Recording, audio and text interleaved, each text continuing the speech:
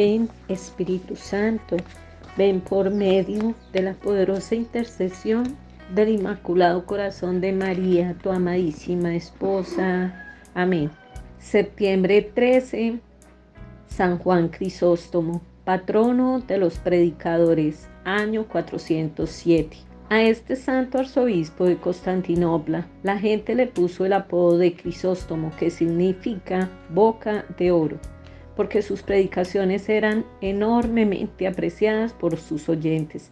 Es el más famoso orador que ha tenido la Iglesia. Su oratoria no ha sido superada después por ninguno de los demás predicadores.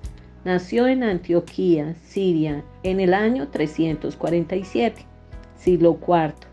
Era hijo único de un gran militar y de una mujer virtuosísima, Antusa, que ha sido declarada santa también.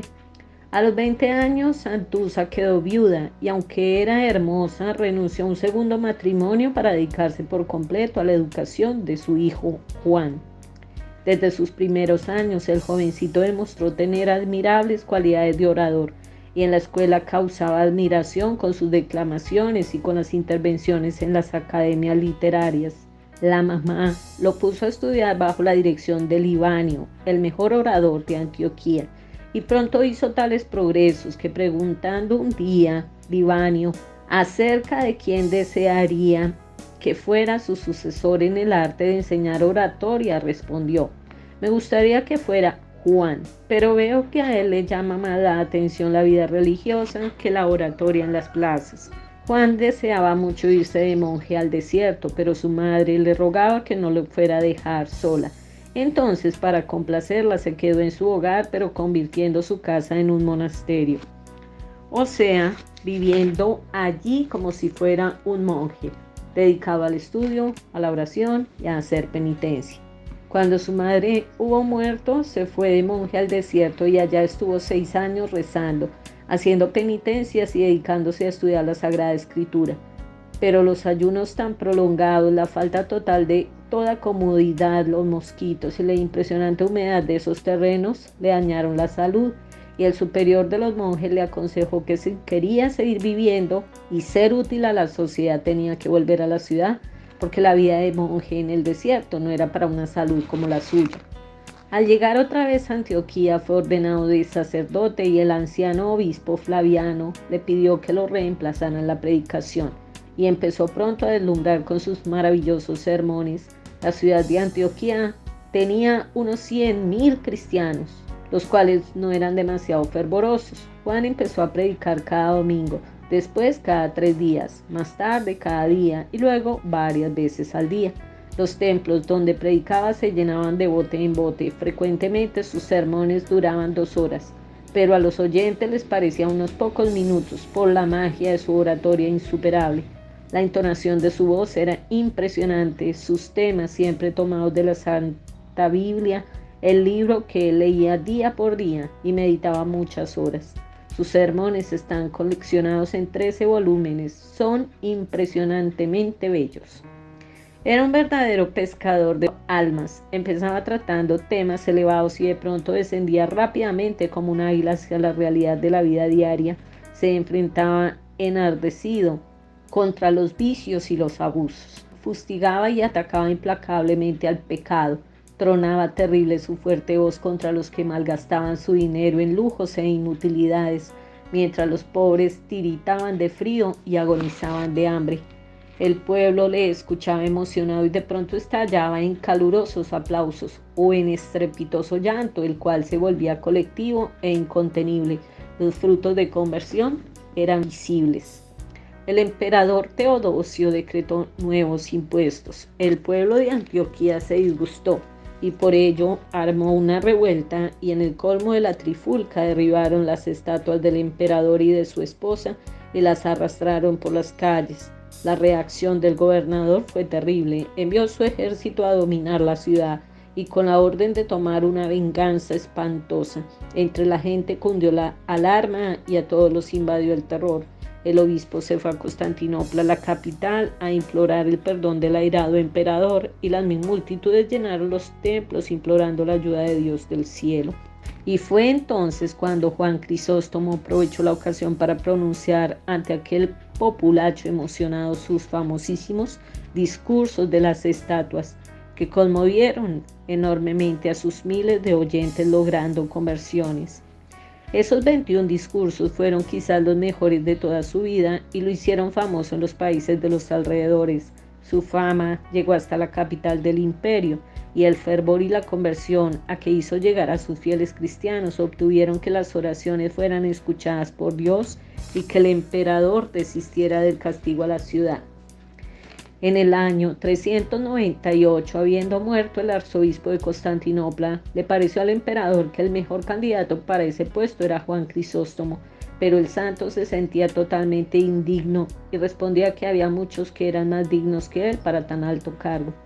Sin embargo, el emperador Arcadio envió a uno de sus ministros con la orden terminante de llevar a Juan Crisóstomo a Constantinopla, aunque fuera a la fuerza. Así que el enviado oficial invitó al santo a que lo acompañara a las afueras de la ciudad de Antioquía a visitar las tumbas de los mártires, y entonces dio la orden a los oficiales del ejército de que lo llevaran a Constantinopla con la mayor rapidez posible y en el mayor secreto, porque si en Antioquía sabían que les iban a quitar a su predicador, se iba a formar un tumulto inmenso, y así fue que tuvo que aceptar ser arzobispo. Apenas posesionado de su altísimo cargo, lo primero que hizo fue mandar quitar de su palacio todos los lujos. Con las cortinas tan elegantes fabricaron vestidos para cubrir a los pobres que se morían de frío. Cambió los muebles de lujo por muebles ordinarios y con la venta de los otros ayudó a muchos pobres que pasaban terribles necesidades. Él mismo vestía muy sencillamente y comía tan pobremente como un monje del desierto, y lo mismo fue exigiendo a sus sacerdotes y monjes ser pobres en el vestir, en el comer y en el mobiliario, y así dar buen ejemplo, y con lo que ahorraba en todo esto ayudaba a los necesitados. Pronto en sus elocuentes sermones empezó a atacar fuertemente el lujo de la gente en el vestir y en sus mobiliarios, y fue obteniendo que muchos gastaban antes en vestidos costosísimos y en muebles ostentosos, lo empezaran a emplear en ayudar a la gente pobre. Él mismo daba ejemplo en esto, y la gente se conmovía ante sus palabras y modo tan pobre y mortificado de vivir. A veces era terrible inclamar contra los que gastan su dinero en cosas no necesarias, mientras que el pueblo no tiene para comer. Al leer ahora sus tremendos sermones, no se puede menos de calificarlo como el mejor orador que ha tenido la iglesia. En aquellos tiempos había una ley de la iglesia que ordenaba que cuando una persona se sentía injustamente perseguida, podía refugiarse en el templo principal de la ciudad y que allí no podían ir las autoridades a apresarle. Y sucedió que una pobre viuda se sintió injustamente perseguida por la emperatriz Eudoxia y por su primer ministro, y se refugió en el templo del arzobispo. Las autoridades quisieron ir allí a apresarla, pero San Juan Crisóstomo se opuso y no lo permitió. Esto disgustó mucho a la emperatriz, y unos meses más tarde Eudoxia peleó con su primer ministro y se propuso echarlo a la cárcel. Él corrió a refugiarse en el templo del arzobispo, y aunque la policía de la emperatriz quiso llevarlo preso, San Juan Crisóstomo no lo permitió.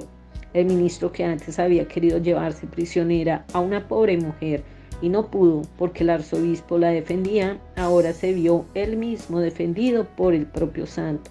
Eudoxia ardía de rabia por todo esto y juraba vengarse, pero el gran predicador gritaba en sus sermones: ¿cómo puede pretender una persona que Dios le perdone sus maldades si ella no quiere perdonar a los que le han ofendido? Eudoxia se unió con un terrible enemigo que tenía Juan Crisóstomo, y era Teófilo de Alejandría. Este reunió un grupo de los que odiaban al santo, y entre todos lo acusaron de un montón de cosas. Por ejemplo, que había gastado los bienes de la iglesia en repartir ayudas a los pobres, que prefería comer solo en vez de ir a los banquetes, que a los sacerdotes que no se portaban debidamente los amenazaba con el grave peligro de que tenían que condenarse, y que había dicho que la emperatriz, por las maldades que cometía, se parecía a la pérfida reina Jezabel, que quiso matar al profeta Elías, etc. Al oír estas acusaciones, el emperador, atizado por su esposa Eudoxia, decretó que Juan quedaba condenado al destierro. Al saber tal noticia, Un inmenso gentío se reunió en la catedral y Juan Crisóstomo pronunció uno de sus más hermosos sermones. Decía: ¿que me destierran? ¿A qué sitio me podrán enviar que no esté mi Dios allí cuidando de mí? ¿Que me quitan mis bienes? ¿Qué me pueden quitar si ya los he repartido todos? ¿Que me matarán? Así me vuelvo más semejante a mi Maestro Jesús, y como Él daré mi vida por mis ovejas. Ocultamente fue enviado al desierto y al destierro, pero sobrevino un terremoto en Constantinopla y llenos de terror los gobernantes le rogaron que volviera otra vez a la ciudad, y un inmenso gentío salió a recibirlo en medio de grandes aclamaciones. Eudoxia, Teófilo y los demás enemigos no se dieron por vencidos.